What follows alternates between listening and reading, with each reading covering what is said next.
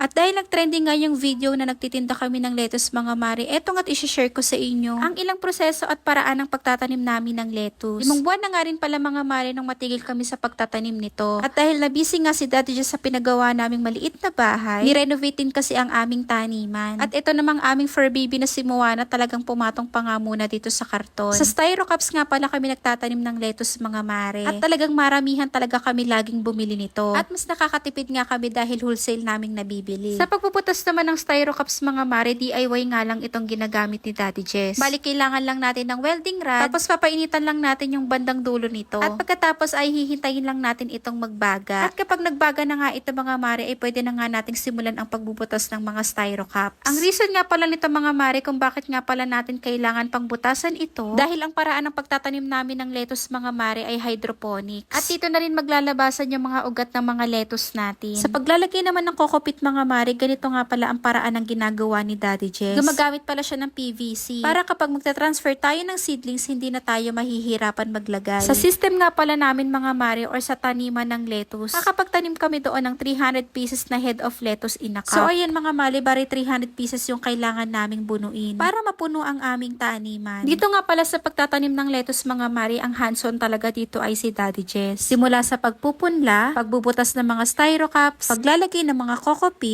at pagta-transfer ng mga seedlings. At higit nga sa lahat mga mare, siya din ang gumawa ng system or taniman namin. Imagine mga mare, nasa 300 pieces yan tapos siya lang lahat talaga ang gumagawa niya. Tapos halos lahat ng mga gamit namin dito mga mare ay DIY lang talaga. Ito na pala ang mga seedlings namin mga mare at ready na nga silang i-transfer dito sa mga styro cups. Simula nga pala sa pagpupunla mga mare or sa buto, kailangan muna nating mag-antay ng 15 days bago natin ma-transfer dito sa mga styro. At dahil may space nga ito sa gitna mga mare, hindi na rin tayo mahihirapan mag-transfer ng mga seedlings. Kaya malaking bagay talaga mga mare ang paggamit natin ng PVC pipe dito. So ayan mga mare, paulit-ulit lang hanggang sa mataniman lahat ng mga nagawa natin. Isang taon din pala kami nagtatanim na ng lettuce mga mare. Kaya talagang pihasa at sanay na talaga si Daddy Jess dito. Bukod nga pala sa pagtitinda ng lettuce mga mare, gumagawa rin kami ng crab salad roll. At tuwing gumagawa naman kami ng crab salad roll mga mare, ay syempre nagtutulong na kaming dalawa. At bukod dyan mga mare, ako naman ang taga-market, taga-sagot ng inquiries, paglilista ng orders, at ako talaga ang kumakausap sa mga customers namin. Awa ng Diyos, every harvest namin, kadalasan ay hindi talaga nagtatagal ng 1 linggo at nasa-sold out agad. TJ Lettuce inakap lang sa kalam.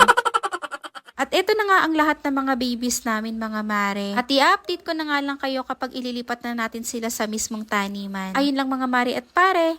Bye!